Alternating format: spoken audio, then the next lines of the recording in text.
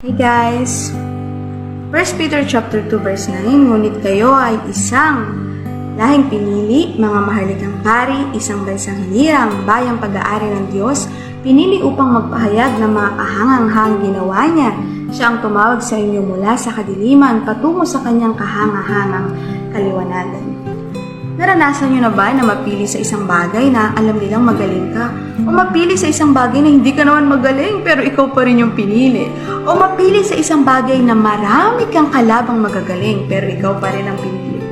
And you know what? Si Lord, nakita niya sa atin yung isang bagay na hindi naman tayo magaling doon pero pinili ka niya. Sa isang bagay na marami kang kalaban, marami pang taong mas magagaling sa'yo pero bakit ikaw ang pinili niya?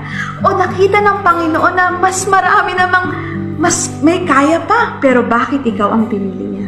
Doon mo marirealize sa sarili mo, sa sarili ko, na si Lord talaga ang unang pumili sa'yo bago mo naisipin piliin siya.